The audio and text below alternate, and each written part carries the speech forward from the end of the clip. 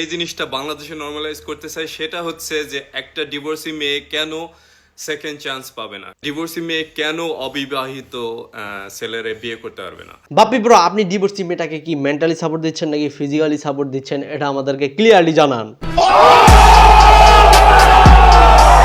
কন্টেস্টটা বুঝতেছেন না, তাদের উদ্দেশ্যে আমি বলতে চাই, বাপ্পি ব্রো টিকটকার স্মৃতি চৌধুরী নামের এক মেয়ের সাথে রিলেশন করছে না বিয়ে শাদী করছে এটা আমরা জানি না,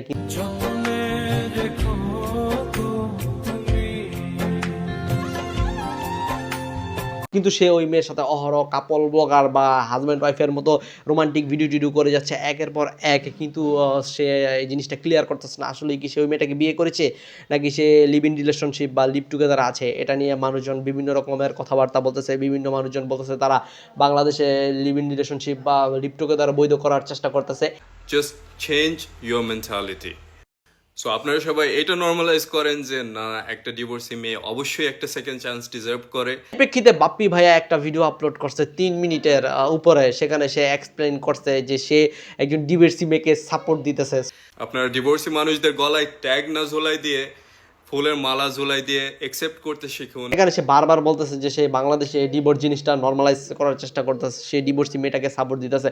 আরে ভাই, আপনি ডিভোর্সি মেয়েটাকে সাপোর্ট দেন, এতে বাংলাদেশের কেউরই কোনো সমস্যা নাই, আর ডিভোর্সি মেয়েকে সাপোর্ট দিবেন এটা ভালো বিষয়, কিন্তু সমস্যা তো ওইখানে যে আপনি এই মেয়ের সাথে যেভাবে ভিডিও টিডিও করতেছেন বিয়ে শাদী না করে, এটা বাংলাদেশে ভাই নর্মাল না, কারণ বাংলাদেশ একটা ইসলামিক কান্ট্রি।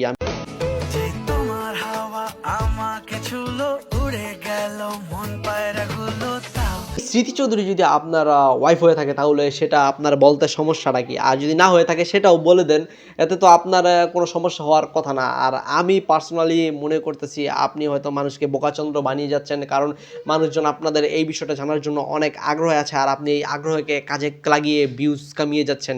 আর আপনি ভাবতেছেন যে এখন যদি আমরা ক্লিয়ার করে দিই যে বিয়ে করছি কি করি নাই, তাহলে মানুষজনের আর আমাদের প্রতি এতটা ইন্টারেস্ট থাকবে না, এই জন্য জিনিসটা হাইড করে যাচ্ছেন।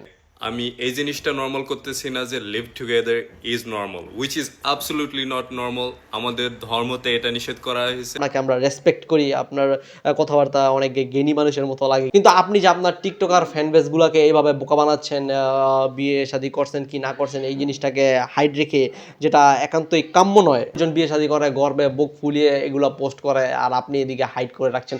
আপনাদের লগের আলামিন আম্বানি সে তো বিয়ে শাদী করে 5,000 ভিডিও আপলোড করছে, তো আপনি কেন করতেছেন না?